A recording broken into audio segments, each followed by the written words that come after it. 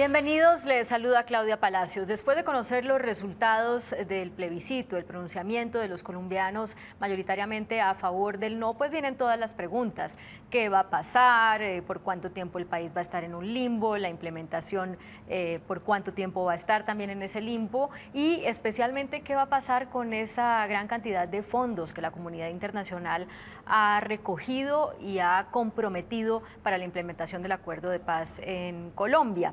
Una de las personas que nos puede dar luces respecto a esto se llama Patrick Colgan, no solamente porque durante varios años fue el encargado de manejar los fondos que daba la comunidad internacional para la implementación del acuerdo de paz en Irlanda del Norte, sino porque ha estado siguiendo de cerca el proceso colombiano, ha estado en La Habana, ha hablado con las FARC, ha hablado con el gobierno y además fue uno de los observadores de la elección invitado por el Consejo Nacional Electoral. Patrick Colgan, bienvenido. Muchas gracias. Bueno, ¿cómo ve el resultado, primero que todo? Bueno, el resultado es el resultado y desde luego hay que decir que tenemos que respetar la decisión democrática de la población de Colombia.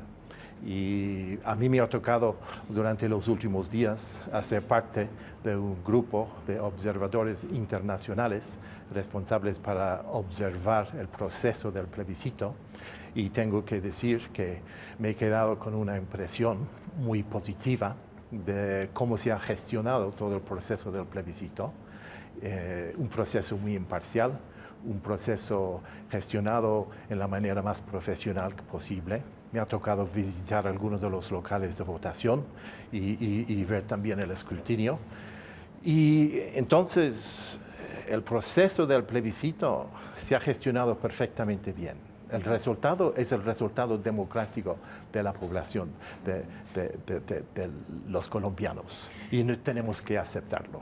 La comunidad internacional ha estado jugada por el apoyo al proceso de paz colombiano y de cierta manera el resultado le está diciendo a la comunidad internacional, mire, lo que ustedes tanto respaldan desde afuera, no lo respaldamos a Colombia. ¿Por qué? Porque sus parámetros de justicia son más laxos que los nuestros, porque sus parámetros de reparación son más laxos que los nuestros. Nosotros queremos unos estándares más altos. ¿Qué lectura cree usted hace la comunidad internacional de eso? Pues yo creo que es muy importante ver el resultado del plebiscito no como el fin de un proceso, sino como parte de un proceso. Y los que hemos estado en situaciones de resolución de conflictos, entendemos muy bien que esto no es fácil y que se necesita tiempo.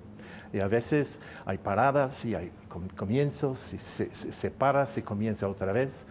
Por ejemplo, en mi propio país, ahí, bueno, ya llevamos casi 20 años de nuestro proceso de paz y todavía no está perfecto. Y cuando se firmó el primer acuerdo de paz nuestro en 1998, ya después de algunos años, las instituciones políticas ya fracasaron y se suspendieron. Y fueron suspendidos durante unos 5 años.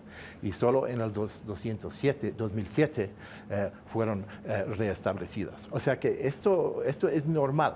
Es una parte normal del proceso de paz.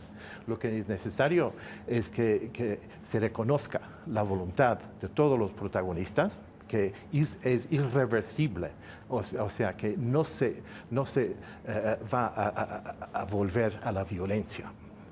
Y es muy bueno oír lo que ha dicho las FARC en este sentido. Y lo que ha dicho también el presidente de la República, y lo que ha dicho también el expresidente Uribe. O sea que están todos, se ve, muy comprometidos a la paz. El problema es, hay algunos detalles en el acuerdo que todavía se tendrán que discutir. Desde su experiencia, ¿cuál es la mejor manera de aprovechar esto realmente como una oportunidad para fortalecer el acuerdo y continuar hacia adelante sin que haya una especie de estancamiento o de parálisis? Algunos hablan de que deben cambiar los negociadores de paz, ya Humberto de la Calle ofreció su renuncia, otros hablan de que entonces el Centro Democrático debe empezar a ser parte de los negociadores. ¿Cómo sería, desde esa experiencia suya en Irlanda del Norte, la mejor manera de superar este escollo? Bueno, hay que comenzar con el hecho de que el 50% de la población de Colombia ha dicho no. y casi 50% ha dicho sí. Entonces, hay que crear la situación donde se pueden escuchar los unos a los otros. Es muy importante escuchar cuáles son las razones por las que la mitad de la población de Colombia ha dicho no. Y es muy posible que sea una cuestión de confianza, de creer que lo que han dicho los protagonistas del acuerdo, del proceso del acuerdo, que sean capaces de cumplir con lo que han dicho, de cumplir su deber. Y la creación de esta confianza es una cosa que obviamente va a necesitar un poco más de tiempo. Y la creación de esta confianza hará falta una inclusión de los que han dicho no en las discusiones. O sea, como negociadores. Como negociadores o como interlocutores, pero esencialmente encontrar una manera de llegar a un formulario de compromiso que sea posible, que todos digan sí. Eso es lo que queremos para Colombia. Y una oportunidad se presenta ahora para llegar a esta situación. Y yo creo que esto es la gran ventaja del resultado del plebiscito de ayer. Tenemos la oportunidad ahora de comenzar otra vez a crear las condiciones para que todos los colombianos se escuchen los unos a los otros y a comprender verdaderamente cuáles son sus inquietudes, cuáles son sus problemas, dónde se necesita crear más confianza y que las FARC también tengan la oportunidad de convencer a la población de su seriedad y de su compromiso. Desde su punto de vista, ¿esto se soluciona diciendo que las FARC acepten unos años en una cárcel con barrotes o que las FARC acepten que los responsables de crímenes atroces nunca hagan política? ¿O qué es lo que usted ve como observador desde afuera que sería lo que haga que esto avance? Los detalles del acuerdo, estas son las cosas que se tienen que discutir ahora entre los varios protagonistas. En nuestro caso en Irlanda, por ejemplo, nuestro acuerdo no era tan abarcador, no era tan comprensivo.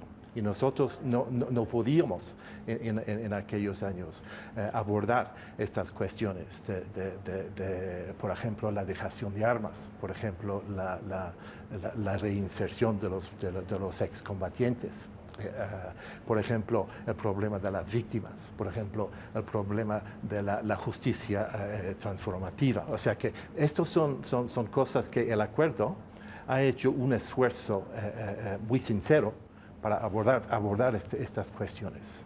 Claro, hay algunos de los detalles que muchos colombianos dicen, queremos saber más, o no nos gusta esto, o nos parece que se debería hacer de otra manera, y estos son los detalles que se tendrán que discutir, pero es necesario llegar a un formulario de compromiso al que todos pueden dar su confianza y decir sí.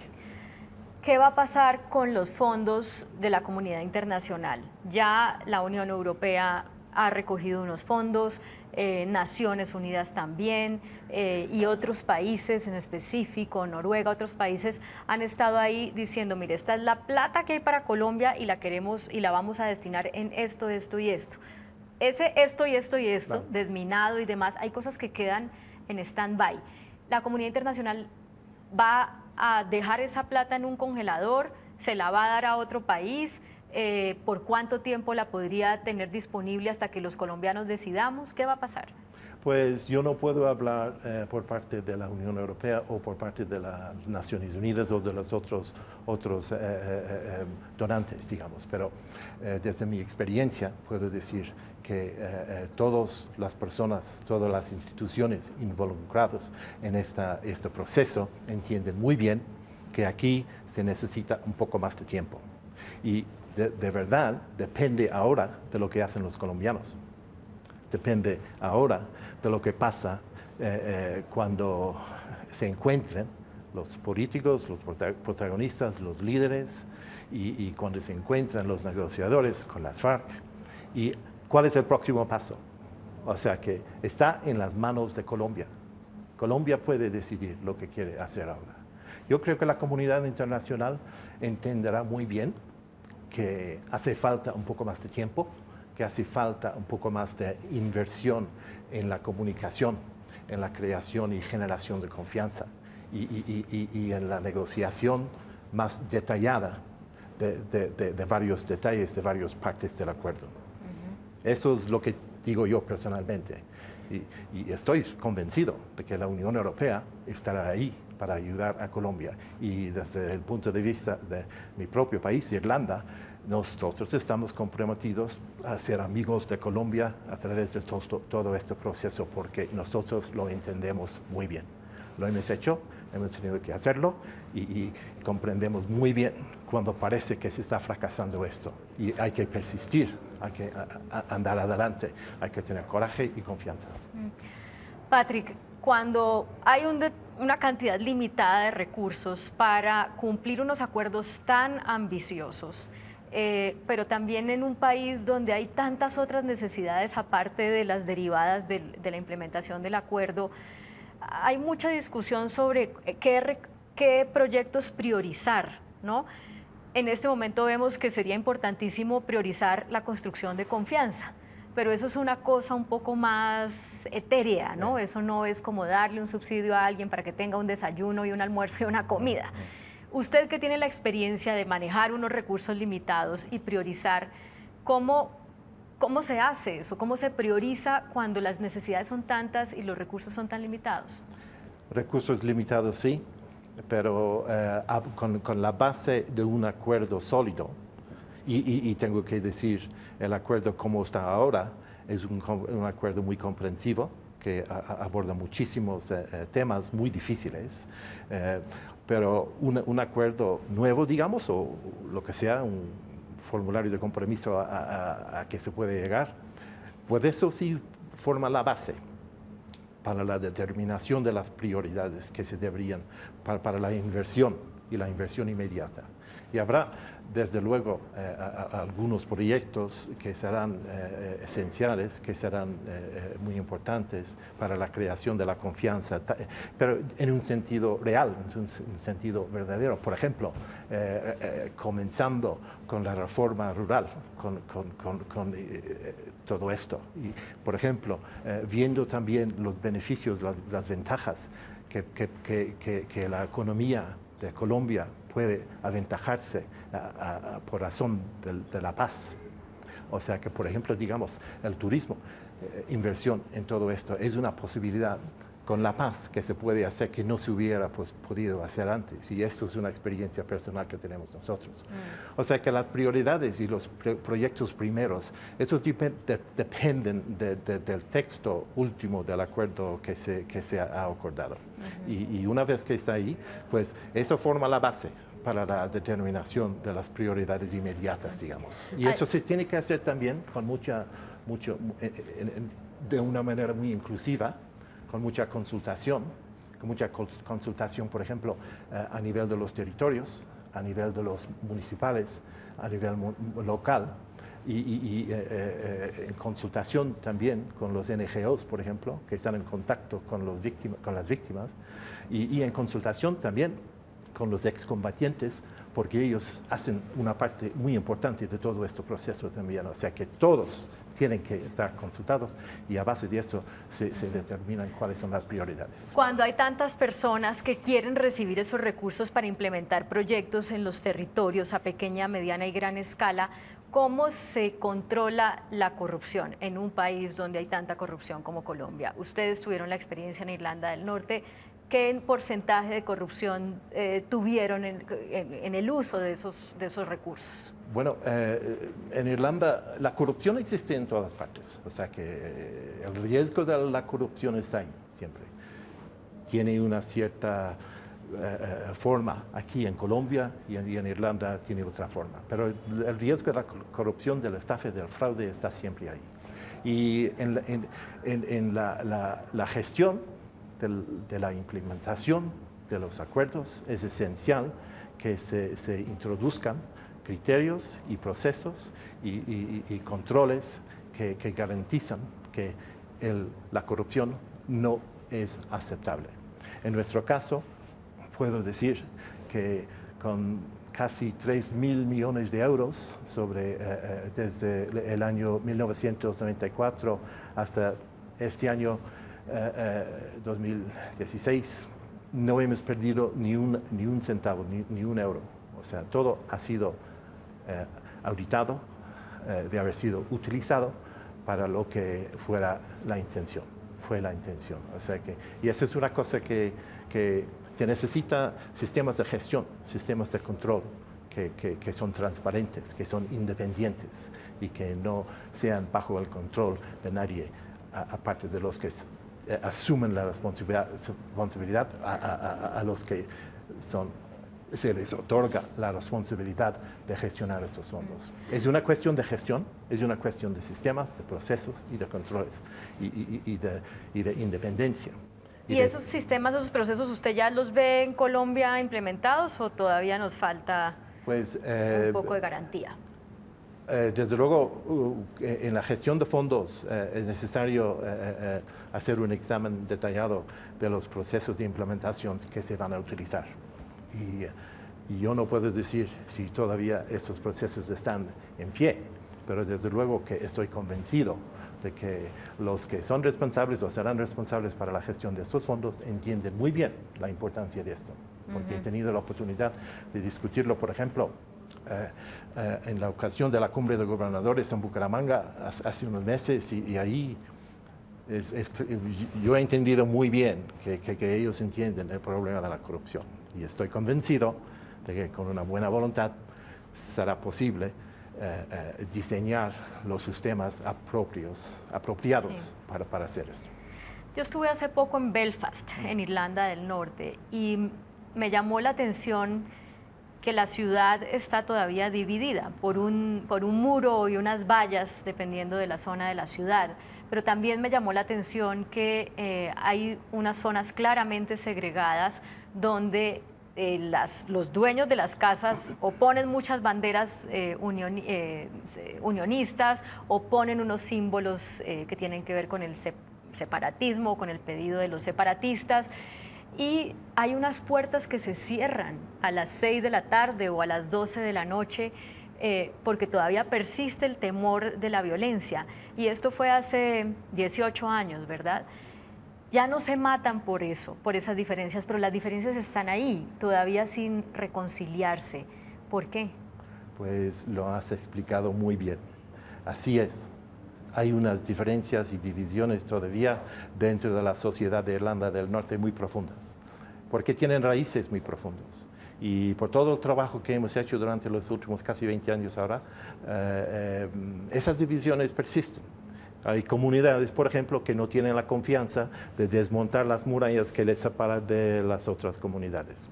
Y las puertas a las que te refieres, pues ahora nos hemos estado trabajando con las comunidades por dos partes, que abrir las puertas un poco más frecuentemente y establecer contacto entre los líderes de las comunidades en las dos partes de las paredes. Y hay muchísimos ejemplos, muy buenos ejemplos de que esto está haciendo mucho progreso. Pero es un trabajo, una jornada muy, muy larga. Y nosotros llevamos ya 20 años haciendo esto, o sea que esto no se hace de un día para otro. Y eso es lo que hemos aprendido nosotros. Para esto se necesita paciencia, se necesita inversión de energía, de confianza, se necesita la inversión en las comunidades, trabajar con la gente, con los municipios y las autoridades, y crear también estructuras de partenariado, o sea que partnership de sociedades entre la sociedad civil y la sociedad, digamos, los servicios públicos, y crear verdaderas sociedades, o sea, para que compartan la responsabilidad de gestionar el bienestar de las comunidades dentro de estas localidades. O sea que sí, tienen completa razón, no es perfecta la paz en Irlanda del Norte, desde luego que no, pero hemos hecho muchísimo progreso, hemos dejado de matarnos, eso es quizá la cosa más importante. La palabra es la cosa más importante ahora. Las instituciones políticas que hemos podido crear. Y se ve en la economía, y lo habrás notado tú también, que la economía de Belfast, la economía de Irlanda del Norte se está transformando, está creciendo. El turismo, por ejemplo, la confianza de la gente extranjera. Ahora que sí, puedo ir a Irlanda del Norte con toda confianza de saber que aquí no me va a pasar nada y a experimentar la historia, la cultura, las diversas culturas y oír las diversas voces, porque hay muchas voces diferentes y hay que tener la confianza de escuchar a todas esas voces diversas. Algo que me llamó la atención es que hay muchos muros de las casas pintados para conmemorar algún hecho violento que ocurrió aquí, en ese lugar, quiero decir. Que aquí fueron asesinados tantos jóvenes y 2 cuadras después otra pintura conmemorando una bomba que pusieron y 3 cuadras después una cuadra entera conmemorando un incendio que hubo. Ese tipo de cosas, tener tan presente en la memoria incluso de las nuevas generaciones, ¿funcionan para bien o para mal? ¿Funcionan para esa memoria tan presente? ¿Funciona para ayudar a mantener la división o no? Pues una de las cosas más importantes que hemos reconocido nosotros era la importancia de abordar el pasado, o sea, que de reconocer lo que había pasado. Y el acuerdo aquí en Colombia tiene muchos detalles sobre esto. Nosotros ya en 1998 no teníamos tanto detalle porque no teníamos entonces la confianza o no sabíamos cómo hacerlo, pero poco a poco, sobre los 20 años, hemos aprendido mucho. Y poco a poco también hemos trabajado con las comunidades y los grupos que quieren hacer sus conmemoraciones y reconocer la importancia de que una comunidad pueda celebrar su propia cultura y sus propias memorias del pasado y hacerlo de una manera que respeta la diferencia con las otras comunidades. Y ¿cómo se dicen? Los murales. Los murales que existen ahí ahora son mucho mejores de los que una vez eran. O sea que, y hemos transformado las ciudades y los pueblos en ese sentido. No son tan provocativos, o sea que son más artísticos y son de un punto de vista cultural interesantes. Y del punto de vista del turismo, por ejemplo, es muy interesante venir aquí y poder oír y ver evidencia del conflicto, de cómo era y cómo era vivir aquí. Sin sentirse amenazado, ¿verdad? además. Sin Uno como turista amenazado. va y Aquí dice, estamos. uy, aquí pasó algo terrible, pero yo no siento que me puede pasar a mí. Exacto, estoy bien. Y puedo ir por otras partes de la calle y hablar con una persona que tiene un punto de vista totalmente diverso. Y hemos llegado a este punto en Irlanda. Sí. Y eso es quizá la cosa más importante de nuestro proceso de paz, tener esa posibilidad de hacer eso. Patrick, ya dijo o entiendo yo que una de las cosas que debemos aprender los colombianos de esa experiencia en Irlanda del Norte es que esto es de paciencia, que esto toma tiempo, que hay que insistir, que lo de ayer no fue un fracaso, sino una oportunidad. Pero ¿qué puede aprender Irlanda del Norte del proceso de Colombia? Muchas cosas. Yo tengo una grande admiración por lo que han intentado de hacer con este acuerdo. Es un acuerdo que aborda temas muy, muy difíciles. Y es una muestra, yo creo, uno de los mejores ejemplos de un acuerdo de paz que ha habido.